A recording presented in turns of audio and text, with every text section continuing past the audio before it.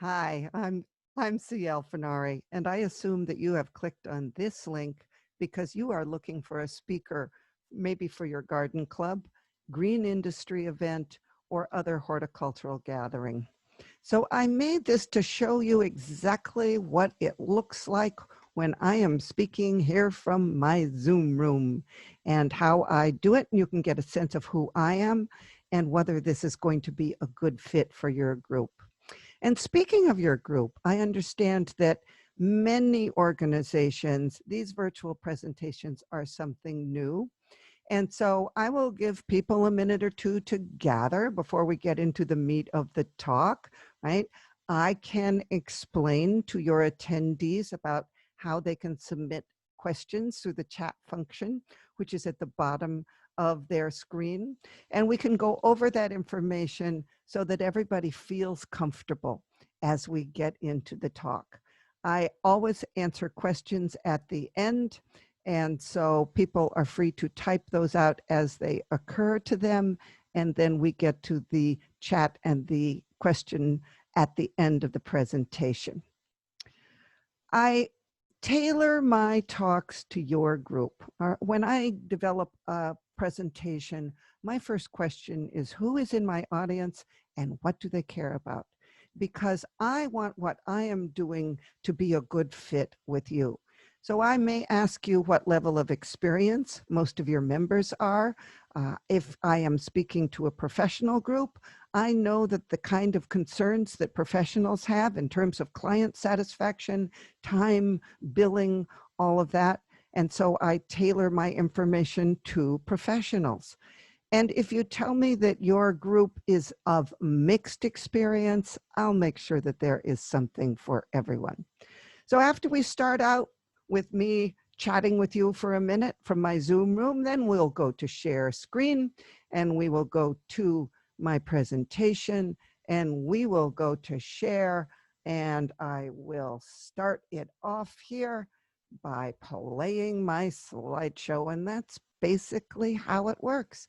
And you can see here I am up in the corner, and then we go to seeing the photos. As I mentioned, I gear my information to my audience. And so I will start out by asking you some questions about your group. And although I have many standard presentations that you can see listed on my website, I tweak them according to your group.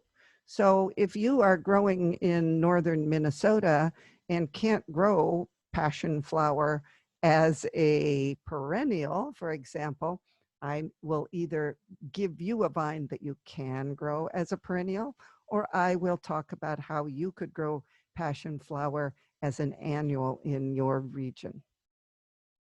I like to use one image per screen most of the time. And that is because I know that people will be watching my webinars on a variety of devices. You might be watching on a desktop computer, you could be watching on a tablet, or many people might be watching on a cell phone. And for that reason, I think images need to be bigger, bolder, and easily absorbed. I am a gardener myself. I call myself a garden geek. I have been a garden communicator for almost 20 years now, and I grow many plants here in my gardens at Poison Ivy Acres on Cape Cod. But my slides don't just come from my garden. They come from all over the country and even other parts of the world. I have been blessed to visit gardens in many, many areas, and I know that many things that I see will be of benefit to your group as well. So whether it's a picture that I took in Salt Lake City, is that last one, or this one from Garden Walk Buffalo in Buffalo, New York, I am happy to share things of a diverse range of styles and information, of course. And this picture I thought was kind of fun because this gardener took allium heads, allium seed heads, and spray painted them orange and green and yellow and used them as ornament in this garden. You see, there's information everywhere and inspiration everywhere. And that's what I am looking to do for your group. I am looking to keep you informed and inspired and probably a bit entertained as well. Now, I have a firm rule, and that is no more than 6 words on a screen at any one time. But I will often give you a plant name on a screen. I don't like a lot of text on screens because I think it's hard to both read it and hear the person presenting at the same time and absorb any of it in a meaningful way. So I would much rather give you a handout that I supply ahead of time with printed information, and I will put plant names right on the slide so that those people who like to write something down during the presentation that strikes them can do so, and those people who want to use their cell phone to take a quick snapshot of the slide can do that as well.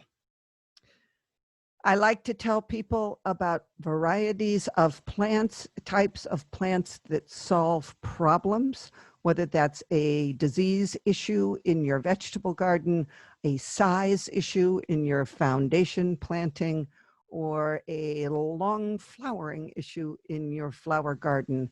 I like to give you options for solving dilemmas, perhaps, that you might have. And I like to give you ideas for moving into the future in new ways. And those might come from a home window box, or they might come from a place as odd as the entrance to the women's room at Chanticleer Gardens. At Chanticleer, they, of course, are so talented at finding inspiring and unusual ways to use plants.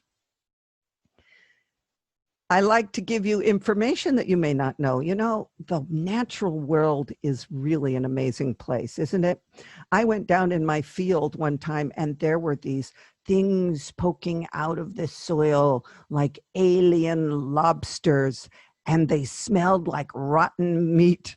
You can see the fly on the one on the left here. This is a stinking squid fungus. They're one of the stinkhorn fungus.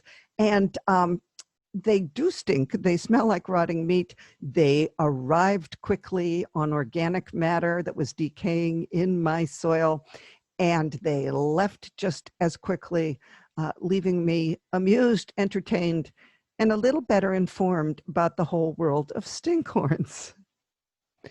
One of my books that's out is The Cocktail Hour Garden, and The Cocktail Hour Garden is a very popular talk that I give. And I will, if I speak with your group about the Cocktail Hour Garden, I'm going to give you some behind the scenes information about this picture. You will learn what this cocktail is and was this picture really taken during the cocktail hour. I try and have fun with my presentations and with my audiences, whether they are in person or virtual. And I love to give you new varieties of plants. Look at this very tall marigold in my cutting garden last year. This was an Elevate marigold from Burpee, a new plant to me. I planted it in my cutting garden.